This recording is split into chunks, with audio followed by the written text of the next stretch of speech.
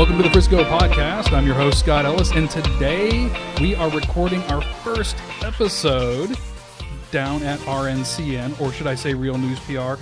I'm not really sure, but these guys are going to clear it up for me. We've got Kristen, Matt, and Zach here today. We're in the studio, and we're going to be working with you guys doing this and a whole lot more going forward. So welcome to the podcast, guys. Thank you. Yeah, very excited. Thanks for having us, Scott. I appreciate it. So very excited. Thank you. So are we. Excited to have you guys here. And let's begin with this. We are going out on the RNCN network, but this is a division, I guess, of Real News PR. Why don't you kind of give us a little rundown of who you guys are and tell us what you do? So Real News PR is Real News Public Relations, and we are a full-service public relations firm. So beyond doing traditional public relations, which would be placement in the media, like on television and on radio and in print, we also do things like video production, podcasting, social media support, website design, content creation. And so we are one division of the Real News PR firm, and we are the Real News PR podcast department. And we operate under the umbrella of the Real News Communications Network because we have created our own network where essentially you can find all of our podcast content, all of our video content. Our podcasts are also captured on camera, so you can see webcasting. You can see videos that we create for our clients. So everything is under that Real News Communications Network umbrella. Fantastic. And we are actually recording this on video as well as audio today. Absolutely. I think most of our listeners are going to tune in via audio, but if you want to watch the podcast and see all of the beautiful faces in the room, then you're going to be able to tune in to do that now too. Yeah. So how long has RNCN been around? RNCN, gosh, I'll hand that over to you, Zach. Yeah, gosh, RNCN's been around just for a couple of years, I think. Yeah, it started as a very small kind of idea born out of the Jeff Crilly Show on Talk Radio 1190 every Saturday at 10 a.m., I want to say. I think it's 10. Yeah, Jeff does a show over there, and every week as Jeff meets people and kind of networks, he finds people who have interesting stories to tell, and he invites them to come on this little show he's got, and it's a simple format. It's an hour, 4 segments. Each segment's about 12 to 15 minutes where he'll just sit down with a different person and talk to them about their company, their philanthropy, their entrepreneurship, whatever it is they've got going on in their life.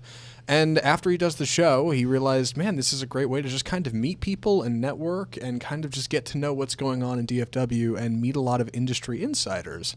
So he was working over there and he thought to himself, man, wouldn't it be cool if I could offer this as a service on top of what I do?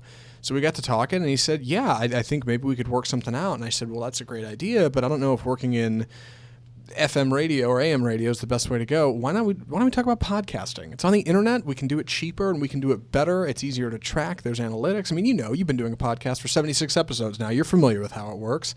It's certainly got its advantages. So we started with one client and one show, and then we made another one, and before we knew, we had a network. How many shows are on the network now? Currently, I think we have about 16, I want to say, off the top of my head. 15 to 16. Yeah, we've kind of dabbled in a lot of different formats. Some of our shows have been long running and are coming up on episode 77. I think we recorded of one show, or like 45. Others have been something like limited series. We've done runs about, for example, we did a show about going to college, and that was just 3 episodes, simple format, A, B, and C. Here's 3 things you need to know, and it's actually had a surprising amount of success for being such a simple thing. That's kind of the beautiful thing about podcasting. Well, very good, and congratulations. You guys have made it thank this you. far. Congratulations as well. It's not easy to get through 76 episodes. No, it's not. I've got a buddy here in town who runs a show called The Showrunner for anybody that's looking to learn more about podcasting. And one of the early episodes, they talked about how quickly people tend to drop off. A lot of people have a great idea. They get excited. They get it started. Usually around episode 7 is where they fall off.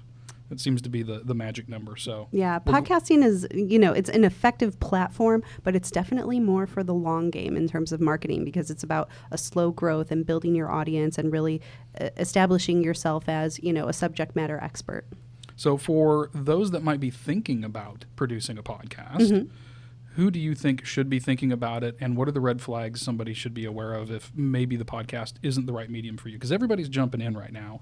Doesn't mean it's right for everybody, but what do you guys think? Who's this well suited for? So I would say let's start with the red flags, or what I would call the hurdles that a lot of people run into whenever they start to do podcasting. I think they don't realize how much work it is. And that's not to say it's hard work, but it is something that you need to be thinking about quite a bit, and you need to invest a lot of time in it. It's very, very easy to put out a bad podcast. It's not. It's not so easy. To go that extra step is a lot harder, and you need to be, as you're aware, you need to be thinking about it often. You need to be planning for it. You need to be getting things ready. If you have guests, you need to be lining up with them. There's a lot of different places where people seem to fall apart when it comes to trying to do a show. So I'd say like that hurdle for one. The rest of it, especially when you're talking about a place like RNCN, we have the ability to take a lot of the minutia away from you. So we handle you don't need to worry about learning how to edit. You don't need to worry about learning how to get things on the internet. You don't need to worry about navigating getting stuff on iTunes or getting stuff on Google Play or all these other different platforms where podcasts go. We take care of a lot of the little annoyances that go along with launching a podcast, where really all you need to focus on is just the stuff that you are most passionate about and most interested in and most want to share with the world. You bring that and we take care of the rest. So I think in a lot of ways, yeah, podcasting can be easy, but it's hard to really stick with it, and a place like this can help take away some of that. To piggyback off of what Matt said, I think podcasting is a really good avenue if you're trying to engage your audience in a conversation.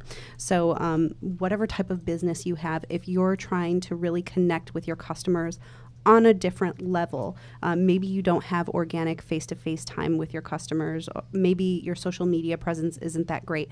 Podcasting is another way to reach out and really give an organic voice to your organization. So that's a really great way to use the platform.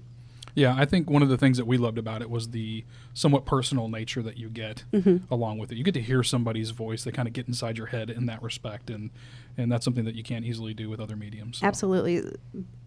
If you think about traditional radio, something that a lot of people connect with in regards to traditional radio is they fall in love with a local host because they feel like they're their friend. They feel like they know them, and they, understand their day-to-day lives and their personal happenings, even if they've never met that person. And that's what podcasting allows you to do, is to have that organic voice, that conversation with your audience, with your customer base, that's maybe a little bit different and a little bit less technical, less clinical than what you would see, if you're just looking at a billboard or a logo or a branding of a company. Okay, so for those that are thinking about getting into it now, they're excited because they know they've got somebody they can go to that might be able to help them with some of the more technical bits. Talk to us a little bit about the process of producing a podcast, what you guys do here, and if somebody's interested in getting something started, doesn't want to tackle all the quote-unquote hard stuff, and they want to work with you guys, what is that going to look like for them? Well, one of the first places we start anytime we sit down to start a podcast is we figure out motive, which is an odd place to start from an employee-employer kind of setup, a client and us helping them out. But I think it's important to start with a relationship and explain that we are working at it as a producer of your show. We are producing your show for you, and in that way, we are a part of it. We're part of what your show is going to be, and we need to understand and have a partnership in what you want your show to be and the message you're trying to get across and the presentation you're trying to give to an audience.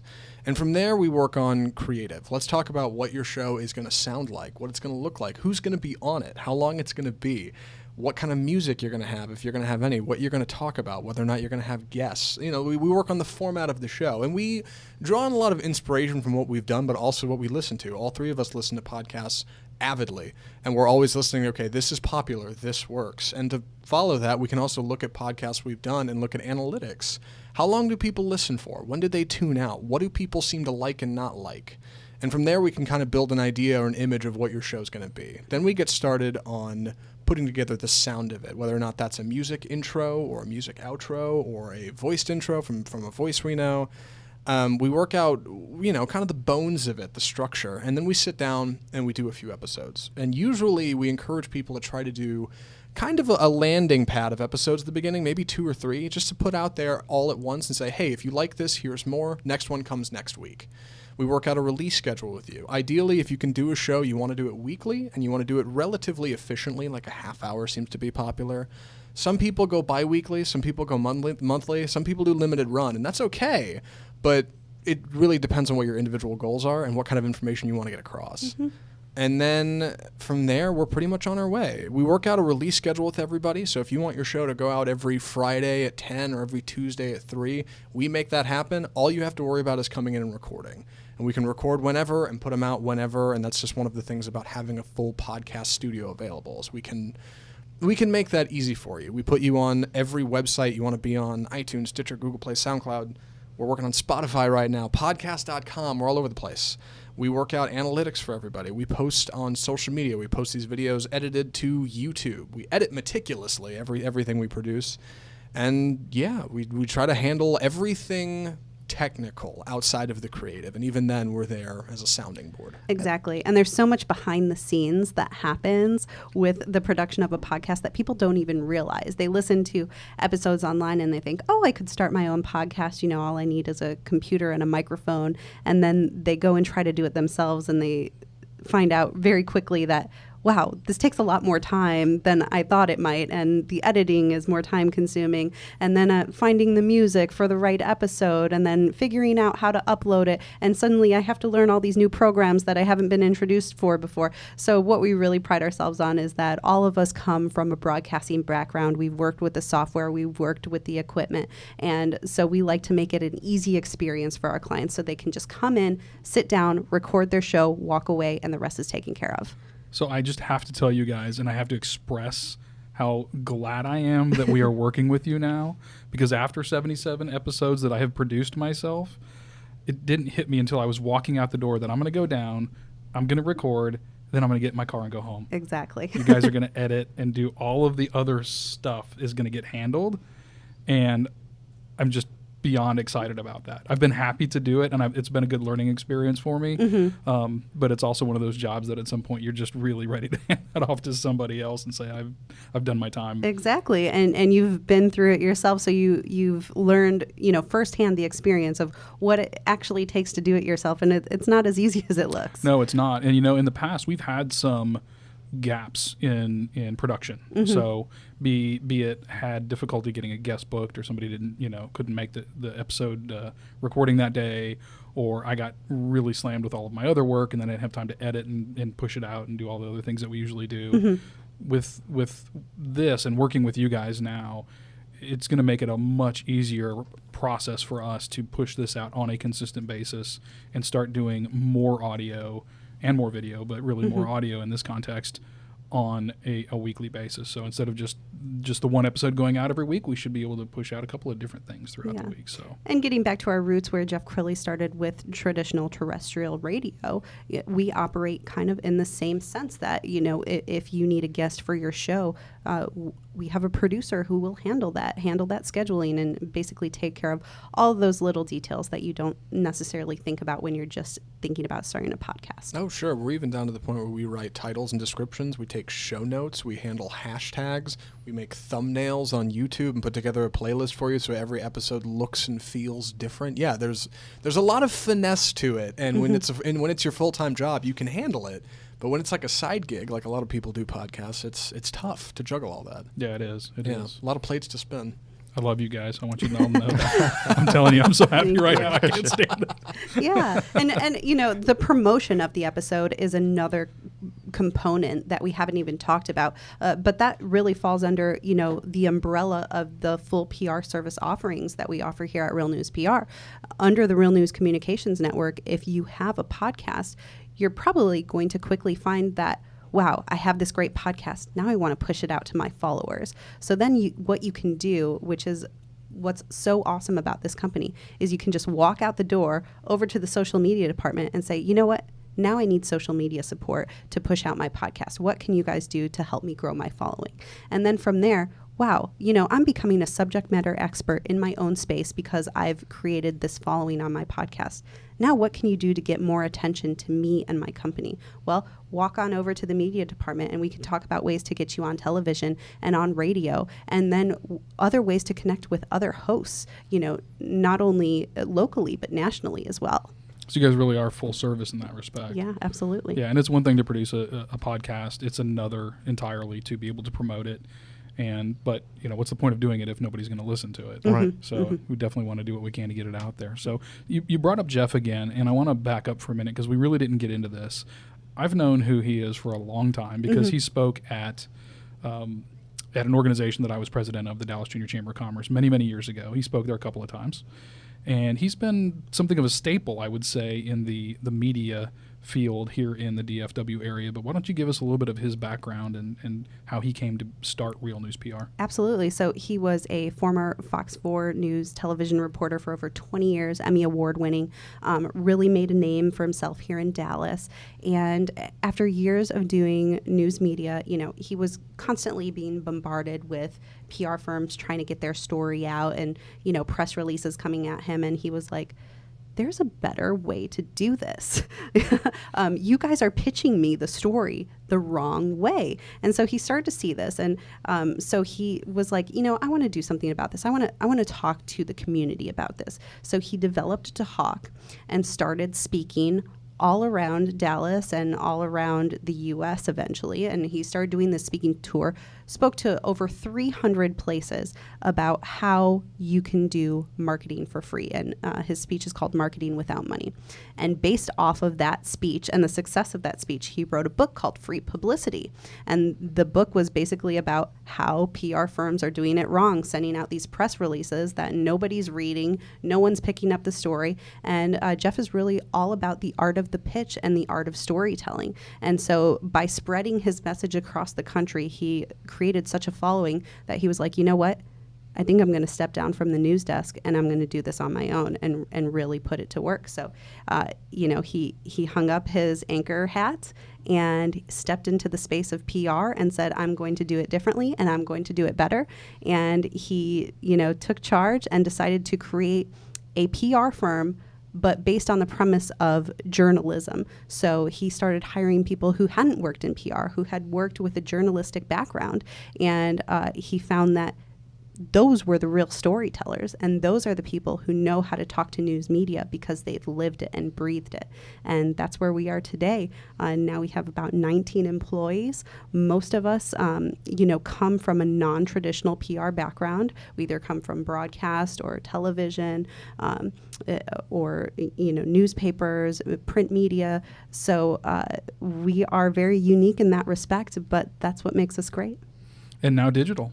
Yeah, absolutely. Now digital. And so we're growing and we're really excited. And now the podcast division is growing as well. And we're actually about to enter into a new space. And we are building out a brand new podcast studio. So currently, if anyone's watching on our video, they might say, wow, they look a little crammed in there. It's cozy. We like it that way. Come on. But we're actually going to be having 2 new studio sets that we'll be able to record new shows on. And that's going to be in the same building that we're in now. But with the growth and the expansion, we're really excited for what we're going to be able to offer here in 2018. Yeah, I think I actually walked by what will be the new space on my way up here.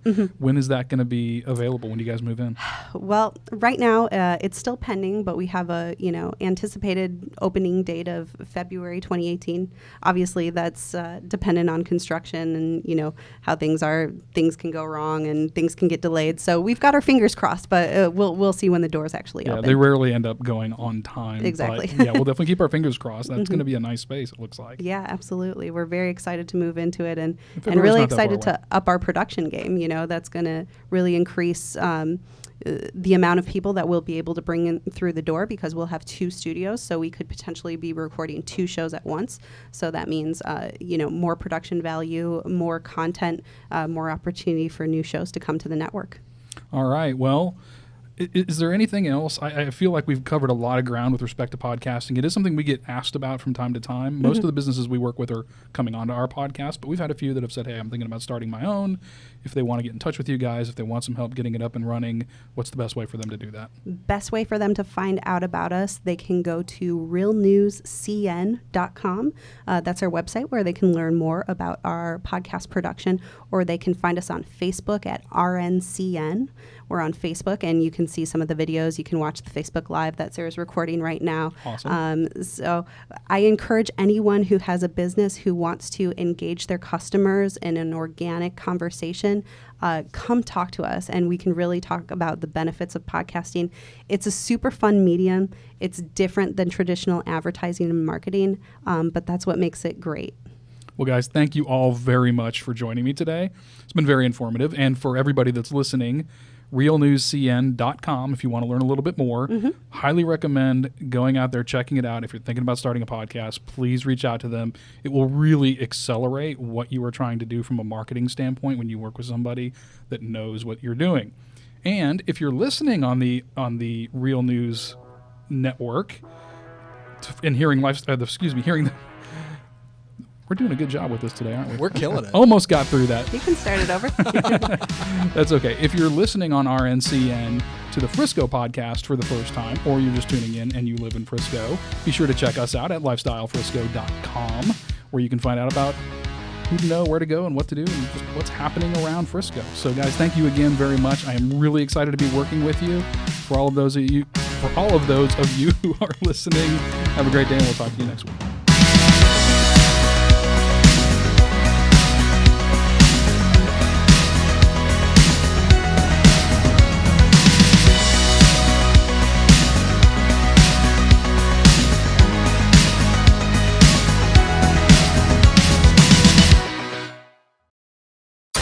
You're listening to RNCN, the digital destination for premium talk radio.